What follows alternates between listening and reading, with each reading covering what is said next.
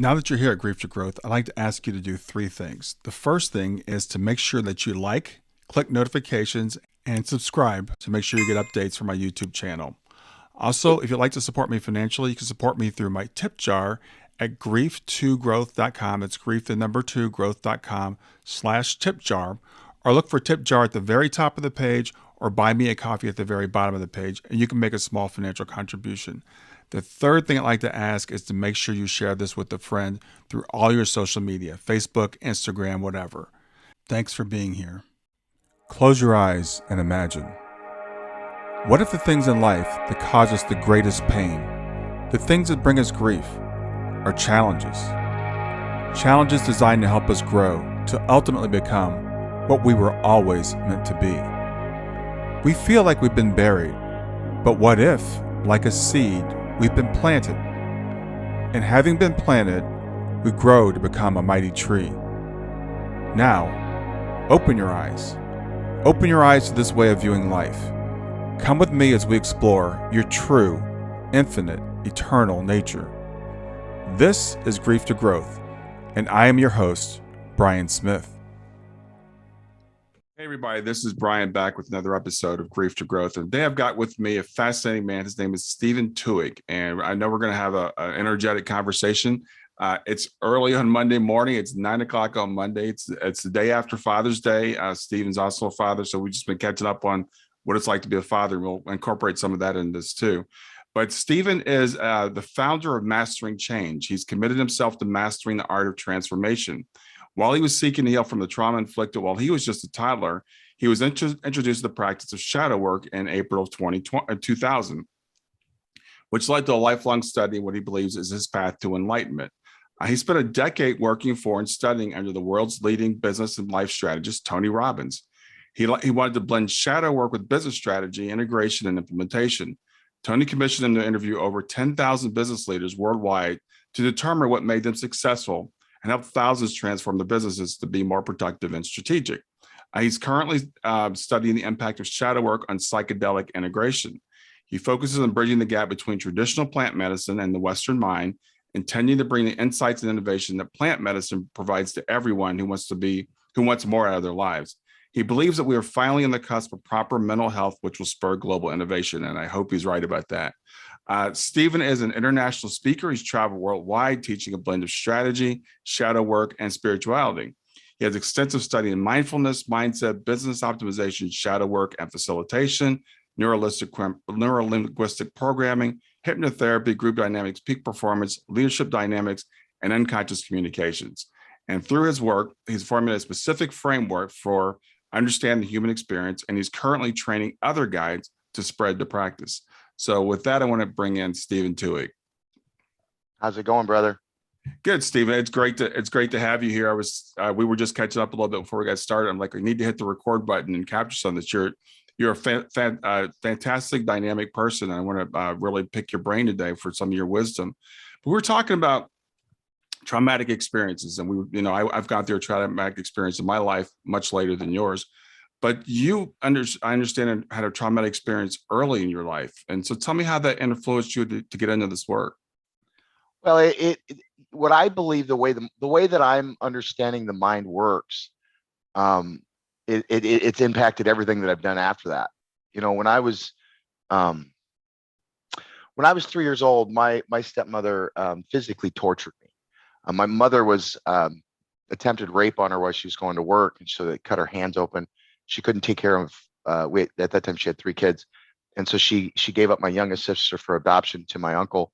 And my sister and I went to go live with my dad, who was married to another woman. And wow, why is this so heavy all of a sudden? Interesting. That's chewy, Brian. So I'm 3 years old, it's pre-verbal, right? I can remember my dad getting up in the morning. I distinctly remember this one moment where my dad got up and came out. I was excited. It was early morning. I remember it being dark, brightish kind of thing. It was like one of those dark moments that I knew that the light was coming. He came out. He was in a great mood. Give me a hug, buddy. Glad you're here. I remember him complimenting me on the hugs. And then I remember him leaving. I can remember it was in a basement apartment. because he had to go up the stairs. I remember he was on a motorcycle. I thought that was really cool at the time because it was really loud. What is this contraption kind of thing? And then I remember him leaving. I remember walking back in, the screen door closing, and then everything kind of goes dark. I can remember the couch being about here to my waist or to my shoulder, to my chest. I can remember visual images of this little 1-bedroom apartment that he seemed to be living in, and I don't remember anything else. And that's the way I lived most of my life, and just not remembering. And then I went through some work where I got in touch with what that was. And at 3 years old, I was physically tortured by my stepmother. She would pull all my hair out. She would beat me. She would starve me.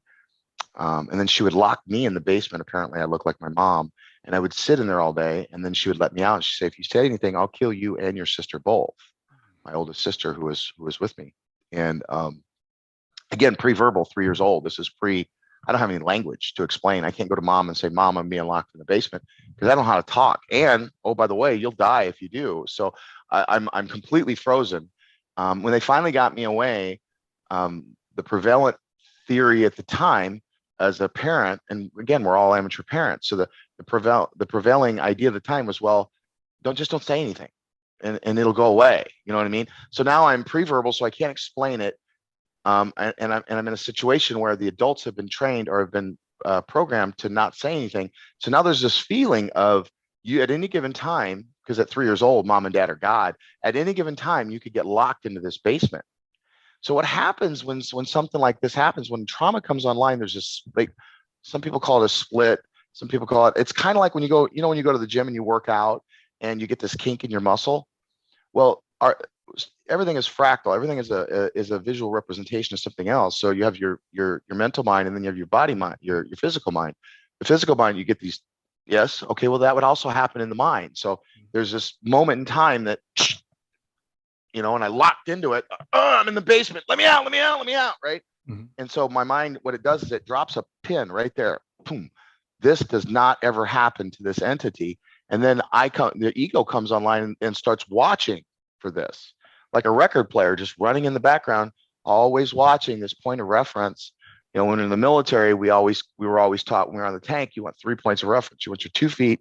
You always need that third thing just in case something moves. You're safe, right? Well, in consciousness, it's much the same way. I've got this point of reference where I can make decisions based upon what could happen. And my mind, seeing is believing is seeing. So I walk into a situation and I go, okay, who's trying to trap me? The only problem is now I'm a 40-year-old man. I'm not in Florida. I'm a 40-year-old man, or I'm not in the basement. I'm a 40-year-old man trapped in Florida that's talking to his wife about taxes. But I feel like I'm a 3-year-old boy trapped in a basement, and I don't know it. Yeah. Right. This is how most of the world is walking around. They're asleep at the wheel and they don't even know it. They're reliving trauma that they've unconsciously been programmed to avoid. And they're recreating that same cycle. The National Science Foundation says 95% of your thoughts are repetitive. You're thinking that, just look at your life. You're thinking the same thoughts over and over and over. Well, 80% of them thoughts are negative. Like, they're based upon awfulizing, attack thoughts, negative bias. Like, there's 24 cognitive biases that the mind deals with whenever it's trying to process information. Most of the time, the mind is built for meaning, but it's been hijacked for survival. So most of your thoughts are based upon trying to survive some T-Rex that's never going to come. Yeah. Yeah. And mine was based upon that being trapped in the basement. So, if I told you right now, Brian, to just look around the room, just for the couple seconds, look around the room, find a color red. See that if you're listening on this, look around the room right now, find the color red. Look, red, red, red, red, red, red. Now keep looking. Now close your eyes. How much stuff did you see that was blue? Well, you didn't see anything was blue because you weren't looking for blue. And the mind sees what seeing is believing is seeing, right? So your mind sees, where are they trying? Oh, this person is this, and what's wrong is always available. You know what I mean? So now I've got a hook to lay this. We call it a projection in shadow work. We got a hook to lay this projection on, and then I go, well, you just think that. So when I'm coaching a client, be like, well, you think this is going on? Oh yeah, and they'll give me the reason why they think this is happening. Mm-hmm. Like, yeah, the reason is true. Typically, it's always true. Like, there's always a hook though. Right. What's wrong is always available. but so is what's right. Right. But I choose to look for the negative because that's what the brain says survive. 3.5 million years of survive. I mean, most of our life as humans, we were food. Like on a good day, you got some extra berries. On a bad day, game over. You know, thanks for playing. Right. That was, and it was like that many lifetimes, like, you know, 70, 80, 90 lifetimes before you, the mind that is in Brian, that version 3,456,000,000, whatever, you know, whatever version of the mind you're in, right? And somebody was grown, and then they had a baby, and then they passed on that information. That baby rose up, then another baby, all the way to you came up, and then you're bubbling. The only place where this story exists of what the world is for you is in your head. Mm-hmm. Nobody else has the same story. Everybody else has a completely different story where they are the hero of their journey. I mean, you think of the hero's journey, and somehow, what I think is really amazing, somehow your crazy story, and you know, your kids, your wife, your coworkers, whoever you come interact with, your crazy story and their crazy story, somehow, I call it shadow boxing. It just lines right up. And we tell each other completely different crazy stories, but somehow them crazy stories just seem to line up in our minds. I think that's God.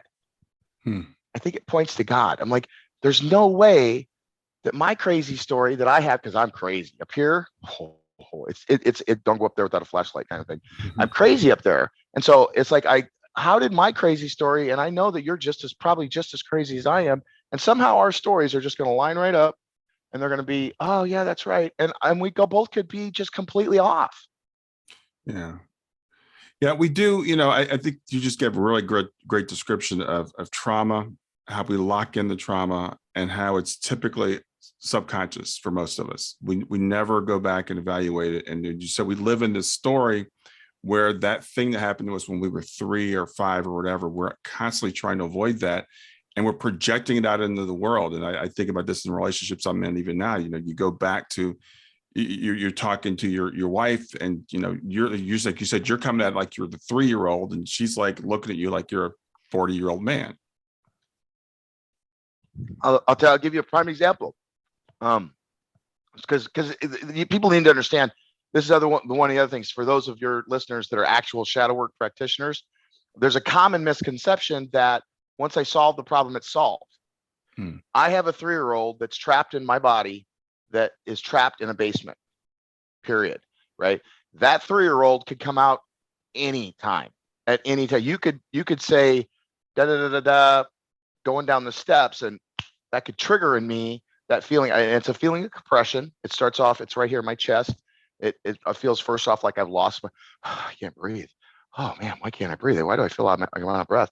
That little boy is pushing up against me going, shut up, Steven, shut up. You know, he's starting to feel like he's trapped. So he'll come online and he'll start putting pressure on me to just get small, get tiny, get small really quick, because you're going in the basement. And so as a shadow guy, we need to remember that those are always in front of us. My wife she's I call her the angel of death, right? Because she's a hospice nurse, right? To give you clarification, right? She's a hospice nurse, and she's not a hospice nurse. She's 15 years in the industry. She's got her master's degree. She's working on her PhD.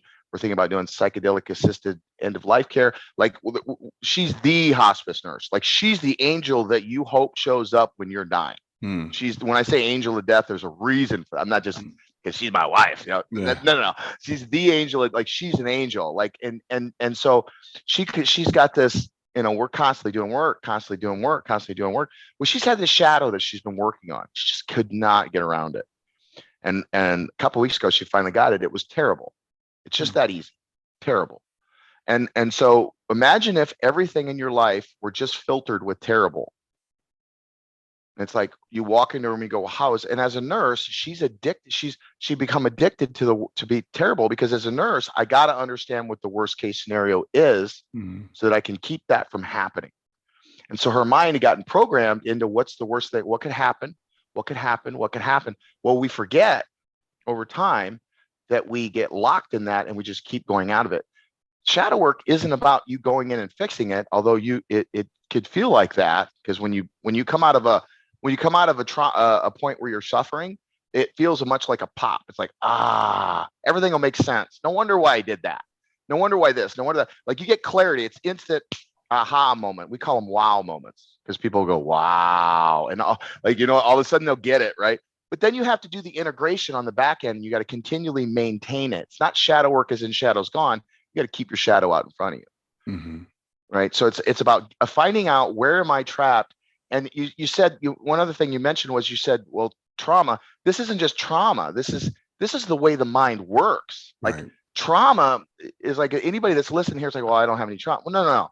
Trauma for us, those of us that have been traumatized, those of us, and I don't know that there's a plan. I haven't run into one person that hasn't got some form of trauma. But what trauma allowed me to do is it allowed me to see how my mind was coded. Yeah. That's it. Everybody's mind operates like this. It's not just us trauma folks. It's Right. everybody. Us trauma folks are required. We're not given a pass. That my trauma is so great, my lie is so great, that I'm forced to continually look at that lie and go, is it true? Yeah. Because the first Yeah. rule of shadow work is that we lie to ourselves first. That's the first rule. We lie to ourselves first. What you just said is beautiful, and I want to just reemphasize that for people, because you're right. I think trauma is the thing that triggers us to have to change it. It drives us to the point where we can't survive like this anymore, so we have to do something else. But we all have this, and I want to make sure we normalize it. We all have the shadow stuff. We all have these lies that we tell ourselves. We all have, it's a normal part of being a human being. And I think sometimes people feel guilty or like there's something wrong with me. We all have it. Some of us just hide it better than others people do. Yeah, well, and here's the interesting thing. So again, with my wife, the word is terrible, right? And so it's like, should get her. Once the ego, what the ego does is the ego, it just expands. It continually is it's an ever expanding. Let's call it a software application, because that's what it really is. It's not real. The you that you think is you is not really the you that you are. It's just a small piece of you. It's like the bright light in the middle of this giant dark room. You're the little bright area, 1% of the room that's lit up is what you think you are. And really there's a whole bunch more that you don't even know is going on. Right. And so that part of you, it thinks it knows everything. So it runs around. And what happens is, when you get a little bit, those wow moments happen, it stretches the lightness, because really what we're doing here is bringing the consciousness to the unconscious is what we're doing. We're bringing light to the darkness. That's really all we're doing.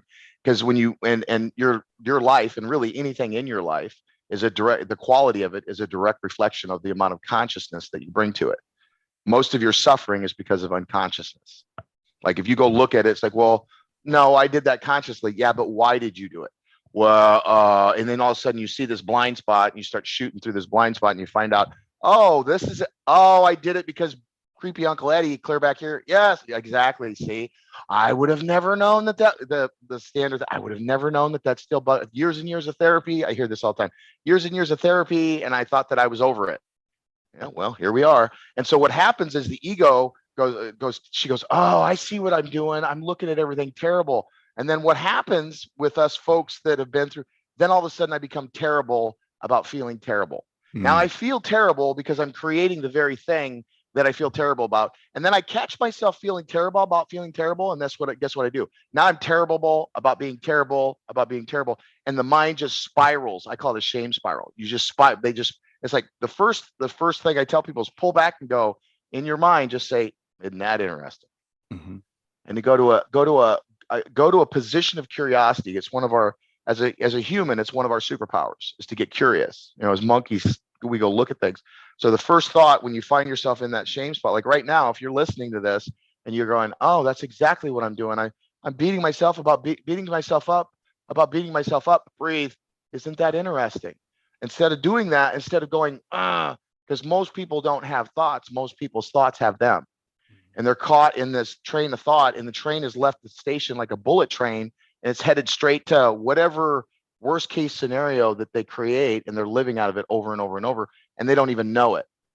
It's subconscious. It's just below the surface, and it's like this is the personal codex. There's this album that's just playing, this record playing in the background. That's the worst song you've ever listened to in your life, but you can't stop listening to it, kind of thing. It's like that's what's going on, and they don't even know it. Yeah, it's absolutely true. That's been my experience too, and that the feeling terrible about feeling terrible. It's like I was telling you, I deal with a lot of people in grief, and one of the big things about people that are in grief, there's always seems to be some level of guilt, even when there's really nothing objectively to be guilty about. From an outsider, I'll look at them and say, you didn't do anything wrong, but we shame ourselves. Yep. And we shame ourselves first because we believe that somehow the story that we're living in, because we're all living a hero's journey, a subjective experience of, if you think of every movie that's ever been, every show, every movie, there's only been one frame. It's called the hero's journey. Joseph Right. Campbell called it the monomyth, right? Well, I think that's just, if you think about it, since the beginning of time, every culture, same story. Yep. Every culture, same story. Every human, same story. Isn't that interesting? Well, there's got to be a definite, like, that's one of the first threads that, like, there's no way that could be an accident. Like, there's just no way. And that, because that's what we're living in our heads. We're looking for this, we've got this groove developed in us. And so as soon as something happens, we go, what did I do? What did I do? And it's got to be about me, because everything, we're living in a narcissistic society. Paul Levy called it the Wetiko virus. We're all living in this narcissistic environment. And I think it's all because we've all been traumatized. We're all living in grief, and we're just managing. Most people don't build the ideal life. Most people are just managing the circumstances of what has been handed to them, and now their head is down.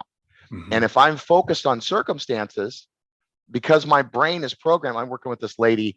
She's one of the top financial advisors in our country, and she's working, and she's exiting the business. And as a business owner exits, it's a different type of business.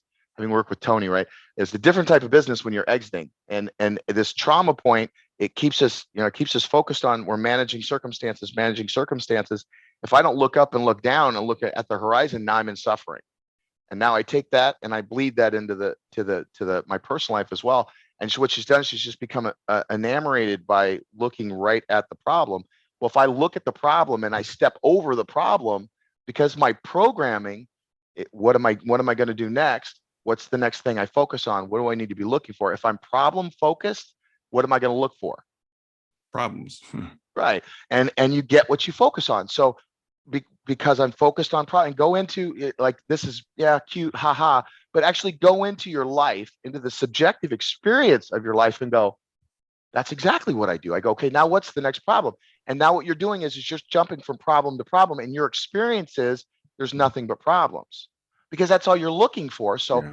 Consciousness bleeds right inside that smaller container. And now you feel like you're stifled. You feel like you're stuck. That's because you're not building the ideal. You're not building what you want. It's two different parts of the brains that come online when I'm managing circumstances versus building the ideal. Yes, I love that, what you just said about, and we are, and this goes back to that prehistoric brain. We are built to look for problems. That's mm-hmm. When we were in the jungle, you needed to see if a tiger was coming. You're not looking at the flowers, and we still do that. And you can convince yourself that nothing is right in your life. And I've seen people that have done this. I'll convince myself of it, and then talk myself. I do this for a living. Like, I've been doing this for 22 years. And for me, it was life and death. You're locked in a basement. You have to figure it out, kind of thing. Like, for me, it was a must to figure out what was going on. And I still get stuck in it. So people need to understand that the root word for human being in Arabic is to forget. We forget what we're doing. We forget. I remember I work with this medicine called ayahuasca. It's the strongest psychedelic on the planet. It's DMT. And I work with Tony. I work with geniuses throughout the world. You get to Tony Robbins, who is arguably of our time, one of the best in this field, arguably maybe one of the best ever in this field, right? So I'm working next to him. I built his business master, and I've reached the end. Now what?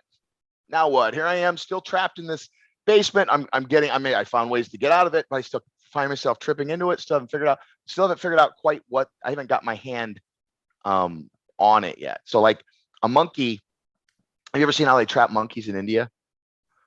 No, I haven't. Yeah. So in India, I got the video. You can go out to my YouTube page and check it out. But in India, what they do is they used to take this gorge, and they would hollow it out, and they would put a little hole in it, like enough to fit your hand in it. And what they would do is they would put fruit in it, and they walk into a field. Monkeys be watching them do this, and they just walk up and they tie this gourd to a tree, and then they walk off, and they don't even leave. They just kind of sit off a little ways, and they wait. Monkeys being what monkeys do, and that's what we are, right? We're just hairless monkeys. They'll walk up and they'll put their hand in the gourd, and they'll grab the fruit and they'll go to pull it out. And because they made a fist, their hand doesn't fit it. It won't pull out anymore. Well, the monkey doesn't know that because the monkey can't see that his hand is what's catching. He thinks, as far as he knows, his hand is still the same size. The monkey doesn't have the mental. We're kind of like that monkey. We go in and we've grabbed onto something, and now we're caught. And you can see they'll come up. He'll be gnawing on biting on his arm, trying to get. He'll eat his arm off if he knew he could get out. And they'll just walk up, grab the monkey, tie it up, put him down, and they'll set that monkey. I get the video. Set it right down 2 or 3 other monkeys that just got caught doing exactly what he did. Right. That's what we are. So what we do is we catch on. I got somewhere down there. I caught on to this 3-year-old trapped in a basement inside my consciousness, inside my mind. But if you miss by an inch, miss by a mile. I knew it was there. Everybody told me it was there, but I didn't know. No. Right. So I'm on my, I remember my journey with mother. I remember going down. I remember coming up, and it was like my second ceremony. And I remember waking up. It's like waking up from a dream that you're not having. If that makes any sense. Like, imagine right now if you woke up, just like, how would it be if you woke up if you weren't sleeping? That's what it felt like. And now I'm no longer standing in this grove. I'm sitting next to this female entity. We call her, if you've ever had the opportunity to meet that, we call her Mother AF. I'm not the only one to see this lady, right? And so I looked over in her, I'm like, it's all a story. She's like, yeah, it's all a story. And she's kind of smiling, like, yeah, yes, surprise. Yeah. And I remember going back to sleep. I'm using air quotes here, going back to sleep, because what was happening was then I woke up again, and I was in the grove. I was in this grove, his daytime ceremony. I looked up and I saw all these little triangles, little eyeballs, and it was really weird. And I was like, oh, that's weird. And I closed my eyes again, and now all of a sudden I woke up, quote unquote, woke up again. Now I'm standing there next to Mother Aya again, and I'm like, well, if this is all a story, why do we forget? Why do we forget that we're telling? And she started laughing at me. She thought it was funny. And at that time, I didn't like, why am I having a vision of some lady laughing at me because I'm asking her a question that I don't know the answer to? And it took me 18 ceremonies deep to realize that, in my humble opinion, again, this is just the story that I'm living out of in my head. And again, my story and your story never line up, right? The story that I'm living out of my head is the reason why we forget is because that's what we were put here to do. We made the agreement to come here and forget what we're here to do. And so the root word for human being is to forget. And so I've got my hand on this thing that says I'm trapped, but I've forgotten that it's back there. Yeah. But there it is, pulling me, holding me down to this feeling. And I have to do that because the strongest force in our human condition is our identity. Like, as humans, we will do anything to stay consistent and persistent with how we identify ourselves, both good and bad. And so if I've got this feeling of being trapped, I load that down into my psyche and say, okay, this is who I am. This is my existence. This is where I am. Like when you boot the software that is the mind online, the first thing you go is, okay, who am I? Who am I is where am I at on the map? So when you go to like the mall you've never been to, a lot of us don't go to malls anymore, right? But if you go to a mall, that you remember looking at the map, and there was always we needed to know 3 things, right? First, I needed to know where I was. Right. You are here. That's the identity. This is I am. Here's where I am. And now that I know where I'm at, I need to know where I'm going. There's Radio Shack. For those of us that remember Radio Shack, right? There's Radio Shack. If I'm here and Radio Shack is there, now I can navigate a course to get where I'm going, right? Without that I am here, doesn't matter if I know where Radio Shack is or not. There's no way for me to create a strategy to get from where I am to where I'm going. This is just basic level stuff, right? Without a 0, you can't get to 1 because you don't know where you're at, right? So then I'm trapped in a basement. It's the way I make meaning of my world. It's the way all of my decisions, all of my strategies, all of my information flows out of this basement that is trapped. Now, if I get too far away from feeling trapped, now I'm out in the ocean and I can't see the coast. And I don't know what's where. I don't know which way to turn. I call it dark night of soul to D-knots, right? I don't know whether to go left, right, straight, forward. I don't know. This is how you get sucked into a hurricane. So the mind doesn't do that. What the mind does is it stays up against the coast of the basement. So there are times that I go, okay, well, do you feel trapped? No, you're not trapped. Okay, everything is good. But notice that even in that feeling of everything being good, I'm still holding it up against that feeling of being trapped in the basement. It's only going to be It's either going to be you're good or you're not. It's either good or keep doing this till you are good. Everything is based upon that crappy feeling. Yeah. Right. The problem isn't necessarily whether you do this, it's how do you do this? And unraveling that. And in business, it's a big deal. Like you can't, like, again, Sandiva is a great example of that. You'll recreate your life inside your business. But the other piece is that the velocity of change has sped up so great that just for humans, what's happened to us in 100 years is now happening in 10. Yeah. Like stuff is speeding up. What happened in 10 years is happening in 1. It's like new problem, right? Like we can't continue to operate out of the same software that we've been operating out of, because it didn't work back there. It's 75,000 years. Like we've only been society for 6,000, 3.5 million years of programming. This programming, I think my judgment is this programming that we have right now is the reason why we're suffering. We're going through this major shift in regards to our software. We'll get back to Grief to Growth in just a few seconds. Did you know that Brian is an author and a life coach? If you're grieving or know someone who is grieving, his book, Grief to Growth, is a best-selling, easy-to-read book that might help you or someone you know. People work with Brian as a life coach to break through barriers and live their best lives. You can find out more about Brian and what he offers at www.grieftogrowth.com, www.growth.com, or text growth, GROWTH, to 31996. If you'd like to support this podcast, visit www.patreon.com/grieftogrowth, www.patreon.com/GRIEF, to make a financial contribution. And now, back to Grief to Growth. Yeah, that's an excellent point, because we do have these brains that were developed for a different world. We're living in a completely different environment with this brain that's developed for fear and for survival and to look for the worst, and it's making a lot of us miserable. I think it's why we feel the disconnect and the lack of meaning in life. I love what you said earlier. Like it's like we're programmed for survival, but we seek meaning. That's what people want. We want meaning. Yep. We that's the thing. I think the mind is originally designed for meaning. Mm-hmm. So we come online, we go, what does all this mean? What does this mean? But then the deep that it's been hijacked for survival again, over and over and over again. It's like, well, you can't get past this. So then the mind goes, okay, well, then we need to survive first. And then the third piece that becomes what I call BIOS level programming would be efficiency, right? Because the mind only has, right now, your mind takes about 20 to 25% of the caloric intake that you have goes to just processing thought, right? At some level, just to get the mind, the organ that is the brain to operate, you're talking 20% of your caloric intake. 20% of the food you eat every day goes to how much you think. That's the most energy intensive organ in the body. It's more than any other organ in the body. And so to compensate for that, to get more thought, the mind's created what's called the default mode network, the DMN.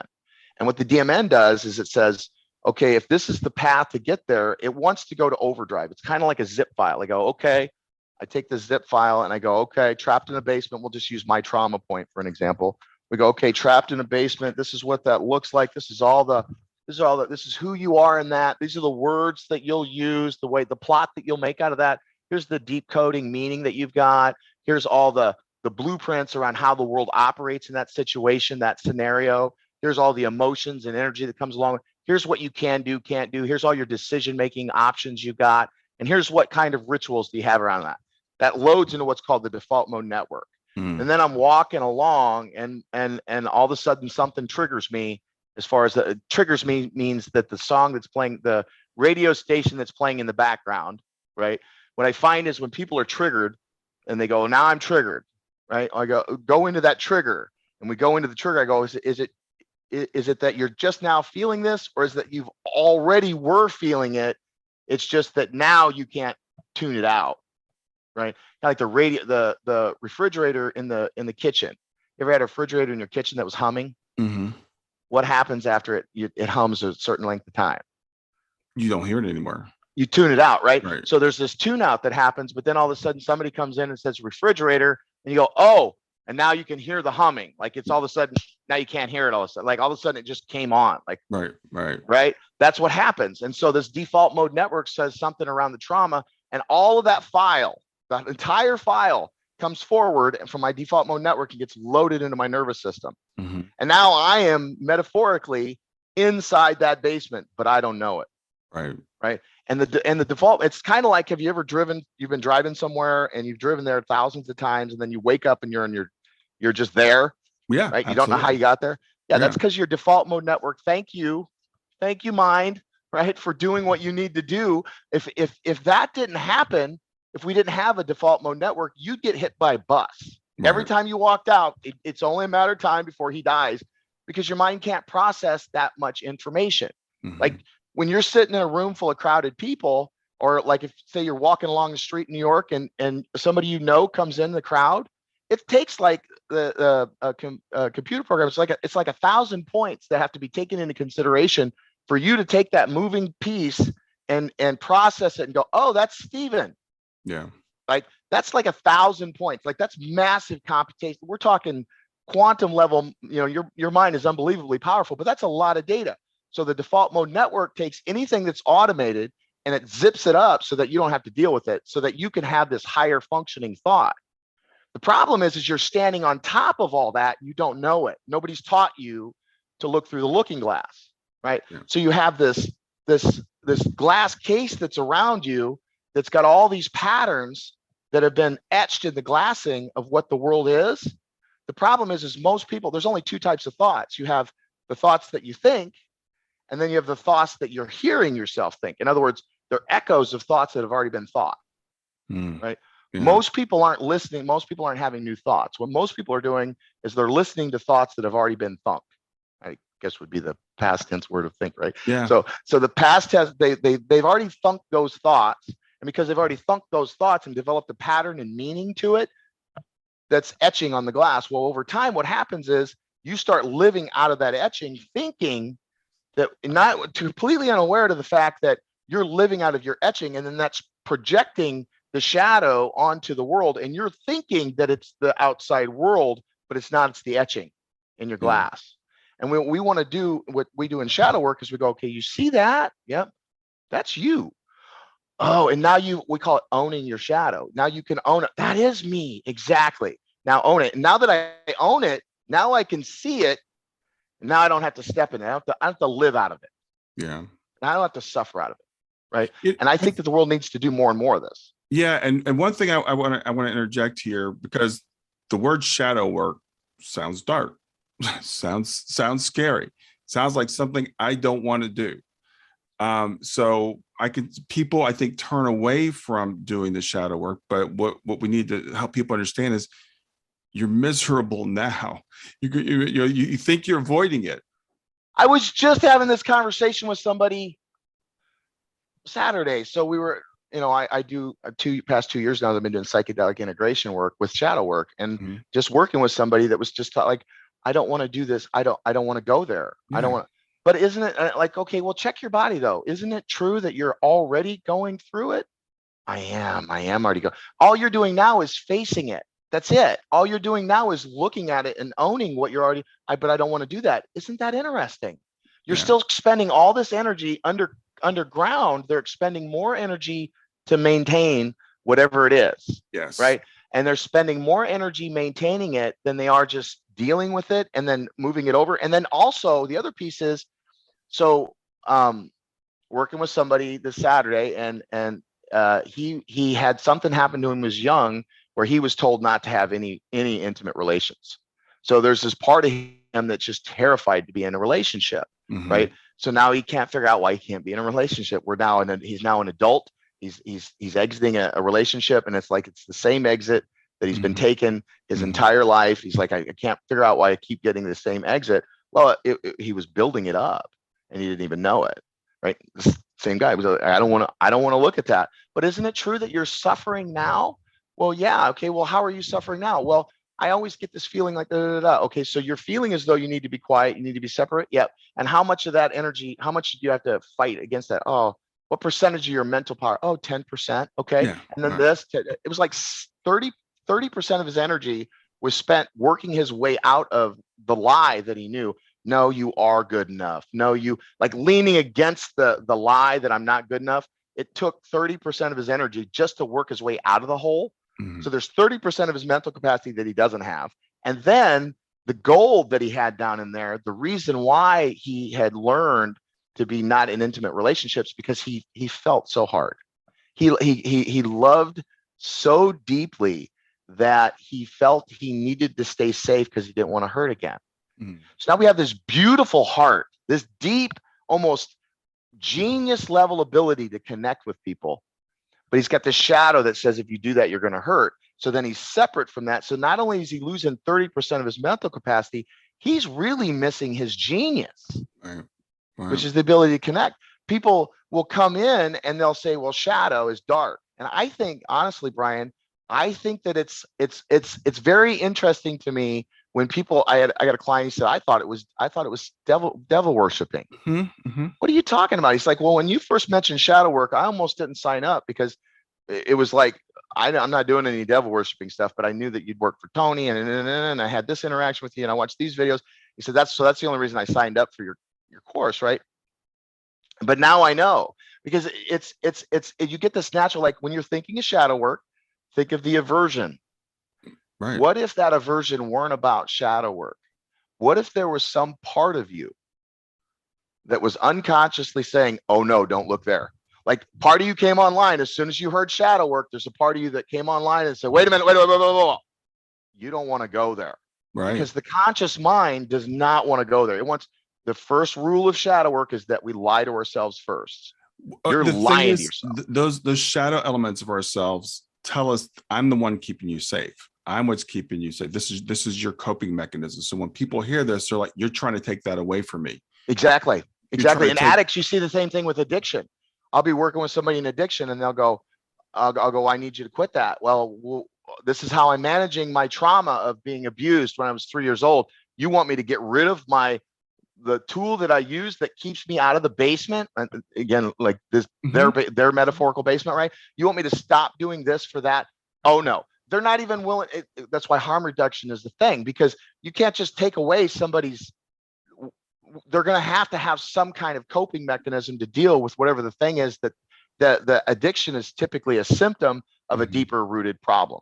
Mm-hmm. Not that I'm doing therapy. At no point would I do it. To be clear, I don't have any answers. Like, it sounds like I got a lot of answers, but the reality is I don't. I've got what I'm really, really like a genius at is questions. Mm-hmm. I get really, really curious, really, really quick. And I want to get you to the point to where you go, that's why I'm doing what I'm doing. And if I have an answer, even if I know the answer, if I give you the answer, well, if you got a neuron that's firing, looking for the answer, it's like reaching for an answer. And then the answer's on the other side somewhere. And I jump you from one neuron to the other. You don't make the connection yourself. Now, when you're in the situation, you're not going to get there, because you're going to need me to tell you what to do. So you can get, even though you know how to get there, I am in your strategy making process. You have to come through me now to get to your answer. And now I've hobbled you. Yeah. And most people are hobbled before they even know they can walk. And so a good shadow guy doesn't have any answers. But yes, shadow is the part of you that you hide, repress, and deny. That is not the dark aspects of you. Matter of fact, Marianne Williams said, our deepest fear is not that we're inadequate. Our deepest fear is that we're powerful beyond measure. Yeah. You're afraid of just how powerful you are. You just don't know it.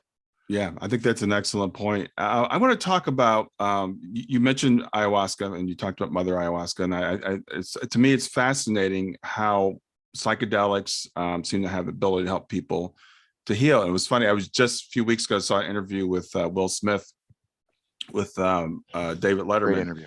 And he was talking about ayahuasca, and there's just this perception that, oh, I can't do drugs because those are bad for you. But talk about psychedelics and talk about why you think that helps us to unlock some of this stuff. Yeah, and understand that I spent a long time in a 12-step program. I was Alatot, Alateen, Alanat, NA, like you name it. If there was an A behind it, I probably joined it. Like, you know what I mean? I was looking, because again, I was looking for the answer. Why do I keep going to this unconscious suffering, just keep creating the same suffering over and over, right? And so the 12-step programs are really, they're a transformational tool. But even the 12-step program, AA itself was created by a gentleman by the name of Bill W. Bill W., when he first started AA, he did what was called the belladonna cure. The belladonna cure was a psychedelic experience where they would put you through, and he had this epiphany, and that epiphany he then took the Oxford group and a couple other groups. We put them together, created the Alcoholics Anonymous, the program that we now know. It wasn't meant to be a program that you kept coming to, but then he then was still suffered from severe depression, never did, and he ended up going and taking some LSD, and he at that point wanted to add psychedelics to the AA program because he was certain that was going to be. But the old timers like, dude, like, shut up, man. You don't tell an alcoholic to take a chemical, right. to stop taking chemicals. That doesn't make any sense, right? We need to understand the difference between drugs and medicine. Right. Right. That's the difference. You'll never see, in my humble opinion, I don't care how far down in the future you go. I don't care how embedded it becomes into our culture. There's never going to be a time where you go to a frat party and you see a kegger of ayahuasca laying there. Like, people don't go there just to drink the tea. You know what I'm saying? It is painful. You don't go into that. Do not go into that blindly. Like, you need an integration coach. You need somebody there sitting with you. You're going to want integration in the background. The Western mind is not. The amount of lies that we've been taught unconsciously processed are amazing, right? And I don't want to go too woo on us, right? But what I found is psychedelics are a non-specific focus enhancer, right? So whether I'm working with businesses that want to innovate, or whether I'm working with somebody like me that's dealing with deep-rooted trauma, or whether I'm dealing with a spiritual, somebody looking to be more spiritually enlightened. What ayahuasca, I work specifically with plant medicine because I have my own reasons for that. But psychedelics, what they do is they're a non-specific focus enhancer. So when you set your intention, I want to help me understand, help me heal, help me do. What happens is the medicine comes online, and wherever your focus goes, your energy flows. This is like this, not just with psychedelics, just in general. Wherever your focus goes, your energy flows. Well, when you bring in your focus and you add the medicine tends to be a focus enhancer. You go from being able to focus on it ×2 to focus on it ×2000, and all of a sudden, all your entire brain lights up, and you can make connections in your mind that you could have never made because you have these deep-rooted patterns of the way. If I told you to look around the room and find red, you wouldn't get blue. But if I told you right now to look around the room again, and let's try this again, look around the room and find the color red. I say close your eyes, and I go, well, how much stuff did you see now that was blue?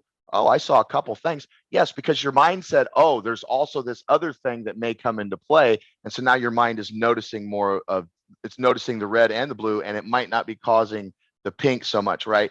That right there is adding psychedelics, but ×2000. Because now you're coming in and your mind, and the mind is going, now look all around you. And you're like, I didn't even know any of this stuff was here. Right? Psychedelics breaks us out of our rote programming, or helps us break out of this rote programming that we've been dealing with, and focuses us inward and goes, okay, how did you get there? Yeah. It's funny when you were talking, you said you just briefly said, I'm going to go too woo on this. And I do, because this is what I do. My spirituality is a deep part of what I do when I work with people. And I believe one of the issues we have in the world is we have forgotten who we are. We have forgotten we do this incredible, powerful being. We've forgotten while we're here. And I could see Mother Ayahuasca like laughing at you, like, yeah, you signed up for this. Exactly. It's like the 18th ceremony. It was like, I got it. It was like the reason why was because you asked, this was your idea. Like, this wasn't my idea. I'm just here helping you. This was all you. And every teacher that I've ever come to always points me back to that. This is you. Any teacher worth their salt, any teacher that, and go in and check yourself and see if it's true. Any teacher that's ever been worth anything for you, that's ever helped you grow at all, has always pointed you back into yourself. So we do this process called shadow ceremony. It's the shadow practitioner level 1 is what it is. And what we do is we go through the cave to touch your shadow. What is the part of you hide, repress, and deny? But we're not going into the shadow just to go. We're not going into the mind just to get to the mind. We're shooting past the shadow to get to what I call your well, right? There's a part of you that stuff doesn't come, like all the things that you have, the genius that is Brian, it hasn't come to you. It's not like something out here came to you and now you have this gift. That's not how things have come. They haven't come from you. Brian is the genius. No, if you go and look at the genius, like the real genius stuff in you, didn't come from you, didn't come to you, it came through you. And what we want to do is we want to connect to that well. And what that does is that redefines, we talked about the axis mundi, we were offline, the center of balance, your center of the universe. Most people are taking. There's a book out called, it's an audio called The Erotic and the Holy by Mark Gaffney. And he says, are you giving? Are you taking? Are you open to receive? And whenever I go to a situation and I go into the place where you're suffering, and I don't care what it is, just go into the place where you're suffering right now and think about that place and go, okay, in that moment, am I giving or am I taking? And if you're suffering, 90% of the time you're taking. And if you're not, that other 10% will be, well, are you open to receive? I'm not open to receive. Okay, well, then that's why you're not feeling this moment. You're not open to receiving because you're in a condensed, I call it a condensed state. That's why you're suffering. You're never going to be able to receive because you're trying to take. As soon as I go to giving, then my natural my body then goes, it knows, because at the core level, it knows that that's the only way to receive. I know by giving, then I become open to receive. So this is about shifting that. And when I say that, again, we talk about the woo. I come from Tony Robbins, very strategic. If you do this, that will happen, right? And I kind of traveled down in, started dealing with these plant medicine people. And it's like they came from the woo and they're coming this way. It's like we kind of cross, you probably running this, right? You kind of cross paths with them. Yeah. So I've been very conscious to try to not get so far into the woo that people that are still in the strategic end of life, still in the, the construct, I want to be able to make sure that the two plug. I try as hard as I can to stay right at that crossroads. Perfectly understand what you're saying. And I'm actually taking a program right now, coaching program that's very similar with what you're doing with the shadow work and understanding our shadow. We call them saboteurs. All these things that they're part of our minds that tell us the lies. And then the sage is like the true part of us. And it's funny because as I'm like, I did a 6-week thing with them, and now I'm 12 weeks into the coaching aspect. I'm learning how to coach it. And I keep looking at this guy and I'm like, this is also deeply spiritual. This is Buddhism, this is Hinduism, but he's framing it in a scientific way because the Western mind doesn't want to accept the woo. And when I hear people talk about like Mother Ayahuasca, and it was really interesting because I was interviewing a lady who did psychedelics, and I don't think it was ayahuasca, but it was somewhere in Brazil. She'd done this thing. And she looks up in the mountains, she sees these beings, going up and down the mountains. Well, you think, okay, well, that's right, because you're having a subjective experience and you're seeing these in your head. And the guide goes, oh no, everybody sees them. And I find that fascinating that, there's something objective about this, I believe. Oh yeah.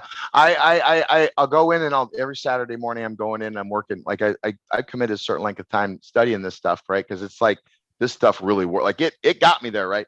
And it's like over and over. It's like, I'm not going to tell you. And then on the back end, everybody's saying the same thing. They might not see the same thing, but right. Whatever they're seeing seems to be pointing to the same. Right. Might be a different definition. They were like this, and over here they're like, no, they were like that. But there was still something there. Like something was there. Obviously, if we're all seeing the same thing, there must be something like this there, right? And yes, there are certain patterns. That the gentleman that you're learning from, I took 20 years, I developed this framework I call it the personal codex. You're talking about saboteur, that's your identity. Mm-hmm. A saboteur cannot have a plot, a narrative. They can't have chattering, like right now, just in your mind, say hello. Like some dude up there just said hello, right? You've got a narrative right now. That guy's always talking, right? Mm-hmm. And what he does is he tells himself a plot, and then he goes, what does that mean? And then creates a story. This is what happened. Right. Once that happens, then it gels down into the blueprint. This is what the world is. That blueprint then gets loaded, and then I have an emotion over it. And that loads into my decision-making process, my strategies, and then my behaviors and my actions. And then this goes underwater, and then we act out of it. Right. Right. These are this is, you go into just any training worth its weight. We start to see these similarities. We start to see these, like, yes, identity, you're talking about the 7 core archetypes you're talking about, like, and I never taken this, whatever training you're talking about, never took it, but here it is. Right. We all have this common belief. We might call it identity. We might call it this, we might call it spiral dynamics, sits at the identity level. Disc management sits at the identity level. 16 levels of consciousness sits at the identity level. Like this, obviously we're all agreeing that this is a thing. Let's have a conversation about that. Like, you know what I mean? It's like interesting, but if you go too far out there into the woo, then those people that have shadows that their mind doesn't want them to deal with that, then Right. that's the excuse that they give themselves, Yes. right, to not lean into it. So we got people like us, like, am I going to go so far out there that the people that could get help from me aren't going to reach out because they're going to use the excuse that I'm too woo? Yeah, no, I perfectly understand. And I understand, it depends on who your audience is. And like I said, that for me, I come from a religious background. So I come from fundamental Christianity. So I look at this stuff and I come from a spiritual belief. And I believe that we came here as beings to have this experience, like Mother Ayahuasca told you. And I think so to me, that's really important to always keep in mind because, okay, so the story, my daughter passing away. I can tell myself a story that I'm just a biological robot here by accident, and that's it. And so when we die, lights out, nothing more. That's the story I can tell myself, which means my daughter's death is a great tragedy because I'll never see her again. Or I could tell myself that we're spiritual beings here having a temporary experience and that she's still with me. And this is why her picture's behind me right now, and that I will see her again. And there's evidence for both of those stories, right? You could choose which one you want to believe. The latter one helps me a lot. And I believe, and there's a lot of evidence for it as well. It's not just I'm telling myself the story. So when I work with my clients, I'm like, you don't have to believe this, but just try it on. Just see if it works for you. Yep. And, here's the reality. At the end of the road, you're going to die. Yeah. I'm going to die. You're going to die. Yeah. Everybody on this call is going to die. No, like Brian, nobody's going to remember your name. The country's going to fall. The sun is going to explode. The planet's going to die. Other planets are going to be formed. New civilizations are going to come up that don't even know that Earth was a thing. At the end of the road, nothing that you do here matters. And I tell that somebody, they go, "Oh man, that's a really terrible way to look at life." I'm like, "Well, why? That's the truth." Well, then why would we live? Okay, well, just for a second in time, feel the air on your skin. Yeah. Feel the temperature, like feel your butt in the chair. If you're driving down the road, notice that you're driving, like be where you are now. Are you in a house? How many people are in that house with you?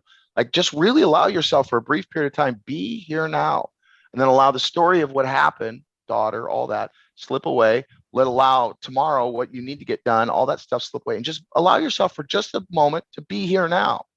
Feel that right there. What are you feeling? That's all that's important. Yeah. Ever.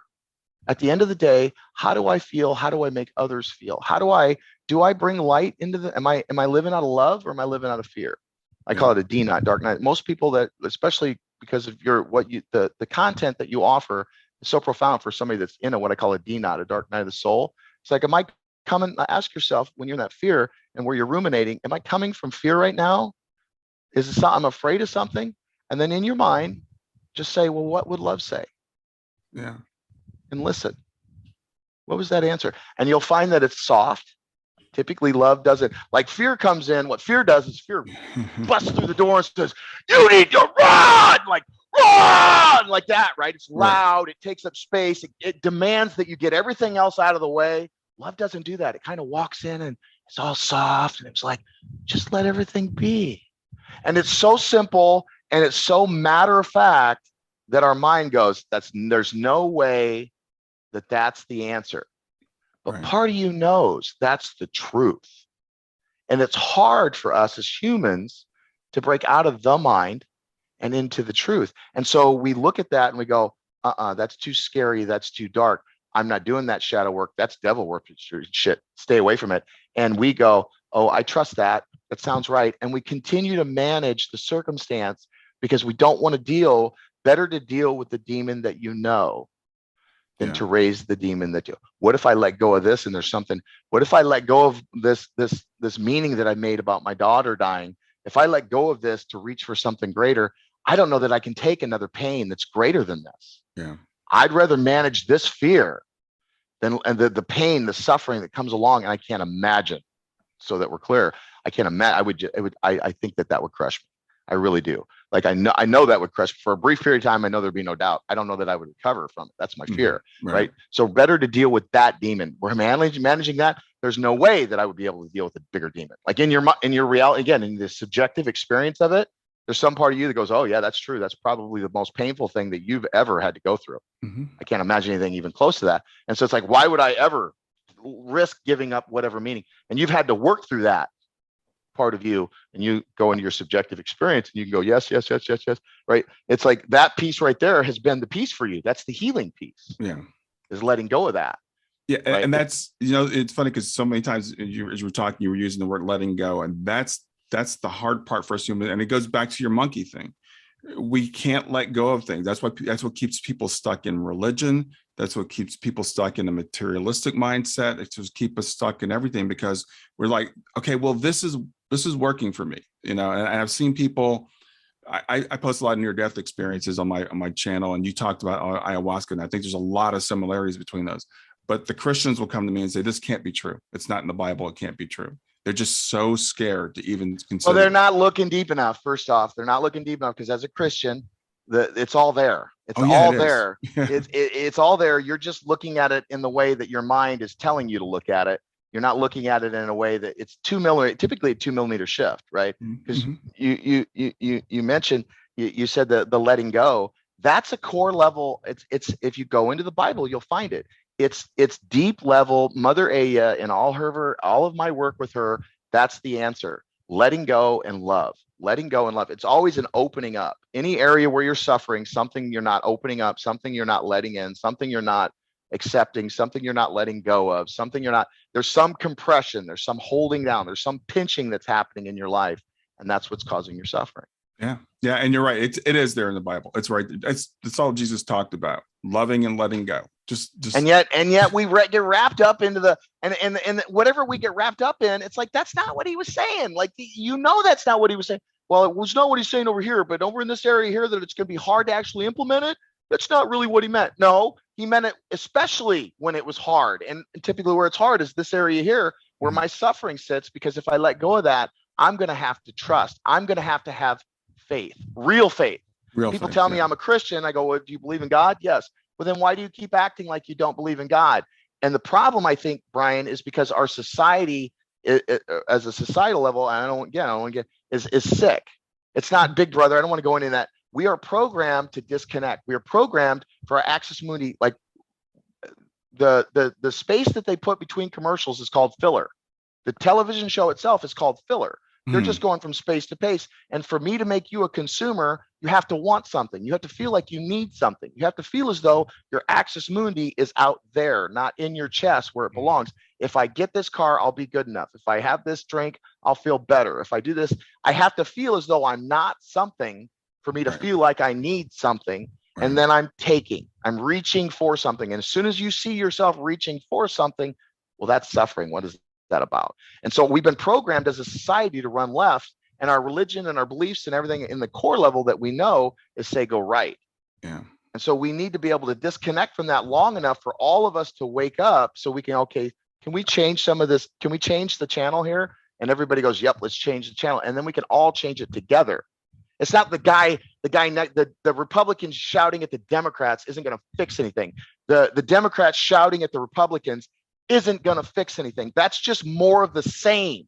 It's you projecting your demon on somebody else. They're trying to eat me. No, they're trying to eat me. No, they're trying to eat me. And that's the projection that, again, I go down and I see it every time. I can't not see it now. It's the projection that you've been taught. COVID's chasing us, and now we feel like we're getting eating. So we have to our mind has to find somebody that's trying to eat us. And so we go, when you learn about spiral dynamics, we go from striver driver, which is what most America's down. We go down into the blues, which is the rules, the orders, the tribal stuff. And we go, okay, if this is my tribe, then what's the tribe trying? Oh, the Democrats are trying to eat me. Oh, the Republicans they're trying to, that we see racism. It's all tied into this shadow that nobody wants to look at. Yeah, that's why the work you're doing is so important. I love it so much. I could talk to you all day, but we need to start to think about wrapping up. And I want to give you a chance to talk about what your offerings are, because I know you've got an app, and I'm fascinated. I want to hear about that, and I want to hear about your other stuff as well. Yeah, so I have an app. If you go to your phone, you go to, right now it's 30-day mental cleanse. Masteringchange.com is my website, masteringchange.com. So we have an app right now that will allow you the ability to go. We have a 30-day mental cleanse process. It's a 30-day cleanse where we wipe out at the plot level, at the second influence point of what I call your personal codex. Go in, how to grab the thread. A thread turns into a string turns into a rope attached to a chain. Yank the chain, anchor will come up, boat will leave the harbor, right? It's a 30-day process where you can go in and practice shadow work on your own. Like, you don't need somebody, but if you want some support, we do weekly. We have these weekly mastermind groups where you'll check in on this mental cleanse process once a week. And it's phenomenal. I'm adding some psychedelic integration stuff. I'm adding an intro to shadow work stuff. I'm adding a relationship stuff. Like, that's where to go to get everything that I'm loading right now. Mm-hmm. I also have there's a program. If you go to shadowceremony.com, you need some deep. I need some support around this. Go to shadowceremony.com. We only do 25 people at a time. So it's a small group, but when we do it, we're going to go right to it. Like, there's no hiding. You could resist. That's not why you came, kind of thing. We're going to go right down into the very core of your suffering, and you're going to pull it up, and you're going to deal with it in the room over a weekend. You will touch a piece of your shadow, and then we'll connect you to your core. You're going to develop a mission. You're going to develop purpose. You're going to develop insight. You're going to understand what your superpower is. Like, we're going to do that over the course of 3 days. It's a deep dive kind of thing. And then I do some one-on-one coaching as well. So masteringchange.com, or you can go to shadowceremony.com. That'll all get you there. Awesome. Stephen, it's been really fascinating talking to you. I really appreciate your energy, your wisdom. You're just being so forthright about everything. So for people that sometimes people listen, they don't see it. So it's Stephen Twohig, Twohig. And the website, again, is masteringchange.com, where you can find out more information, and shadowceremony.com. Anything you want to say as we wrap up today? No, man, I appreciate what you're doing. Most importantly, if you're listening here and you're suffering, just take a breath. Take a breath and give yourself permission just in this moment to just breathe. And, remember who you are. Remember that you're God having a human experience right now. And what if everything in your universe happened for a reason and it served you?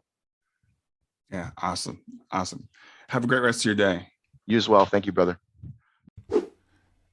Don't forget to hit that big red subscribe button, and click the notify bell. Thanks for being here.